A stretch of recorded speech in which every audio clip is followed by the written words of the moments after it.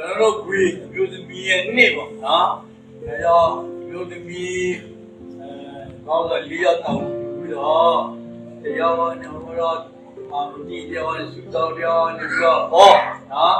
ခေါ်ရတဲ့ချက်ကြတော့ကျွန်တော်အဲ့နည်းလေးပြောချင်တယ်နော်ဟောတဲ့ချက်ဘာလဲဆိုတော့ပညာတတ်တဲ့မိန်းကလေး9ယောက်ပညာမရှိအမေပညာမရှိတဲ့မိန်းကလေး9ယောက်နဲ့ပညာရှိတဲ့မိန်းကလေး9ယောက်နော်အဲ့ဒီ10ယောက်မှာယူဒလူမျိုးဟာသူတို့ယူဒလူမျိုးရဲ့ထုံးစံမိဂလာဆောင်တို့ကညမှလာတယ်နော်ဒါတို့သမီးဟာသွားထိုင်ပြီးဆောက်တယ်ဒီမေရှိရောက်မလဲမေရှိကနေလာမလဲဆောက်တယ်နော်သွားဆောက်တဲ့ခါကျတော့အဲ့ဒီ9ယောက်ရောပညာရှိအမျိုးသမီး9ယောက်ဒီကြစီမိခွဲစီနဲ့ထည့်လာပြီးတော့ဒီထည့်လာဆောက်နေတယ်ဟိုး9ယောက်တော့ဒီလက်စီထည့်လာပဲစီထည့်တဲ့သူစီကိုပေါ်ရတဲ့ခါကျတော့တို့စားလာတဲ့ခါကျတော့ဟိုးသူတို့ပညာရှိ9ယောက်ဒီမှာစီပတ်တော့တယ်ဟေးငါ့ဝင်စီပြီးပါဦးငါစီမရှိတော့ဘူးဟေးငါစီရငါတို့ပြမလို့တယ်ဒီလိုပြမလို့ဘူးဒီလိုချင်လို့ရှိဟိုးဈေးမှာတော့ပဲမရဈေးမှာတော့ပဲဈေးမှာတော့ပြလာကြတော့တို့စားဟိုးအခန်းမှာဝင်ပြီးဒီလိုတွေ့ခန်းမှာဝင်ပြီးဒီလို9ယောက်တော့ဟိုမေတ္တာခေါ်တယ်တကားခေါ်တယ်ကကြတော့ဘာသာဆွဲလဲဆိုတော့ဒီလိုမစီတော့ဘူးတဲ့ဒါကြောင့်သူတို့ဝင်ပြီးရှိတော့ပြောချင်တာတော့အတင်းပြန်တော့ကျွန်တော်အမျိုးသမီးဟာကျွန်တော်မိသားစုအိမ်တော်တစ်ခုအမျိုးသမီးဆိုတာအရေးကြီးဆုံးပဲနော်အရေးကြီးဆုံးပဲကျွန်တော်ဆိုရင်အိမ်မှာအမျိုးသမီးမရှိမနေတော့ဘူးထဲတော့ဘူးလိုပဲနော်သမီးလည်းစားမမေတော့ဘူးနော်ပြီးတော့လည်းကျွန်တော်တပည့်ဆိုင်ကတပည့်စားလို့ဆိုတော့ကျွန်တော်တို့အမျိုးသမီးမို့လည်းကလေးတွေသူခုပေးတယ်နော်ကျွန်တော်တပည့်စားပြီးသူတို့ဘကလာယူလို့ဘကဆေးပေးနော်ဒါကြောင့်အမျိုးသမီးဆိုတာအရေးကြီးတဲ့အိမ်တော်တစ်ခုဒလို့ကျွန်တော်အသိလို့ခုမှလည်းအမျိုးသမီးအမျိုးသားတွေရှိရဲ့ကျွန်တော်တို့အသိလို့ကိုတက်ဘူးအမျိုးသမီးမျိုးသားရှိမှသာသူတဲ့ချီရတယ်ဒီလိုကကျွန်တော်လူငယ်လေးဒီဆိုတဲ့မင်းမကြီးဝဆိုရင်တော့ကောင်းရက်တယ်လေးပါပါမယ်သူတို့ဒီဆိုတာစီပြီလေနော်တော့နည်းနည်းလေးထပ်လို့ရှိတာတော့မနေ့တနေ့ကကျွန်တော်တိတ်မှသွားတယ်တိတ်သွားတဲ့ခါကျတော့တိတ်ရောပါဆိုရင်ခရိယာအိတ်တလုံးမရှိတယ်အဲ့ဒီခရိယာတလုံးဟာသူမြတ်ကြားတော့မှာတခြားတဲ့ဘုရားဘာသာအိတ်ကြီးဆိုတော့သူကဒီမနေ့ကောင်းတဲ့မပြေမောထွက်တဲ့မောထွက်တဲ့သဘောပေါ်နေနော်ပြီးဝင်နေစီတဲ့စိတ်ပေါ်တဲ့ခါကျအဲ့ဒီခရိယာအိတ်တော်တို့အိတ်ဟိုယူဟာဟိုပက်ထရိုဒူတဲ့အလဲမှာသူတို့အိတ်တော့ဆောက်ပြီးတော့ဆောက်တဲ့ခါကျတော့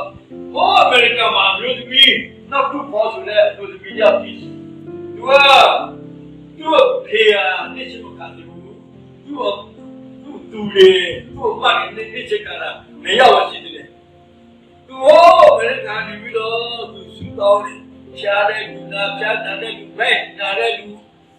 ယောဂရှိတဲ့လူအမျိုးမျိုးသူစူတောင်းရင်နော်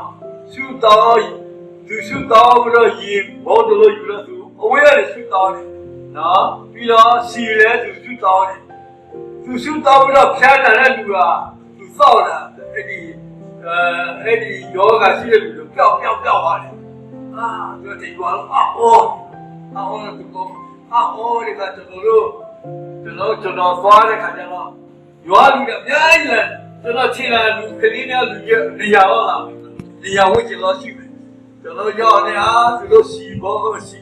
ရေဘောလေးရောစီရယူလာတော့စူတောင်းခဲ့တယ်နော်တချို့မိန်းကလေးတယောက်အဖွားကြီးတယောက်ပြောတယ်ငါလေးယောဂပြောပဲသူ့ဘဲနေ့လေမနိုင်ညမနိုင်နေ့လေနာတခါမပြောတော့ဘူးလေသူစိတ်မပြောတော့ယောဂဝေဒနာရှိတဲ့ခါကျတော့မပြောဘူး အဲ့ဒီရေရှုတောင်းတဲ့ရေဖောက်ပြီးတော့ရှိတဲ့ယောဂတွေဘယ်လိုပြောင်းအောင်လဲနော်ဒါကြောင့်အဲ့ဒီရှိတဲ့လူတွေကနိရှိခါကြည့်တယ်နော်တော်ရကနိရှိခါနေရာမရှိတယ်အခုနိရှိခါကြည့်တဲ့လူတွေကယာနဲ့ချီရှိတယ်နော်ဒါပေမဲ့အဲ့ဒီယောဂသူ့တားရတယ်ကိုကြီးပေါ့နော်တားရတယ်ပေါ့နိရှိခါတယ်ကြည့်အောင်စောက်အောင်အခြေအနေကြည့်ပါဦးဘယ်နဲ့တော့သွားတယ်ဒီကိစ္စတွေပတ်သက်ပြီးတော့ကျွန်တော်သွားဆရာလေးခါရောက်သွားပြီးတော့ဟောတယ်ပြောတယ်နော်ပြောစရာကြီးနော်ဒါကြောင့်မလို့ဒါကျွန်တော်အတွေ့အကြုံတစ်ခုပြောပြစီပြပါတယ်နော်နောက်ဆုံးဒီနေ့ကျတော့နော်ဒီနေ့ခုနကျွန်တော်ပြောတဲ့တဲပဲဆရာဝန်ကြီးကကျွန်တော်ဖိတ်တယ်သူတို့မရောက်ဆရာနဲ့ဆရာမနဲ့ကျွန်တော်ရှေ့ခါသွားဆရာမလည်းချောနော်ဆရာမရှေ့ခါသွားဆရာမပြောတယ်ကြည့်တယ်နော်စိတ်ကောင်းသဘောထားကောင်းတယ်နော်ဆရာလည်းသဘောထားကောင်းလို့ရွာမှာရောက်ရှိတယ်ရွာမှာလည်းဘောပြလာချစ်ဖို့ပါဦးနော်ကျွန်တော်ညီသားစုလိုပါသဘောထားလာကြပါနော်ဒီနေ့ဆရာမနဲ့သူ့သမီးဝိဇာသမီးရောက်နေလာပြီနော်ကျွန်တော်တို့တရားဖို့ကိုကိုလည်းတွေ့ကြအောင်သူ့ဘုရားပါလေနော်နောက်ကြလေလာလေပါဦးနော်မနေ့ကရဲ့ကျွန်တော်တို့မိလေးနော်မိလေးဆိုတာကျွန်တော်နေ့တခါမိတရဲ့ကြိုက်ရေးကျွန်တော်တို့ရွာလုံးတေကိုကိုမျိုးတေကိုကိုမျိုးကိုဒီလာမလည်းကောင်းချီကြောင်းမှုတာလည်းလို့ပြီးတော့ဆယ်နာရီမှာကျွန်တော်ဖျားရှိပို့ပြီးတော့စားကြတယ်အဲဆရာတို့အားရလေလာဝါလို့လည်းဖိတ်ခေါ်ပါတယ်နော်ပြောမနဲ့ပါလာကြည့်ပြောကလေးမလူစားလာပြောမပြောကလေးမလူစားလာဒီလိုခေါ်တယ်လူကြီးမလူစားလာရှေ့ဘခေါ်တယ်နော်ဒီလိုပြောကြရင်နော်မနဲ့ပါလဲအားရလည်းကပါနော်မရဆိုဒီပေါ်နေတော့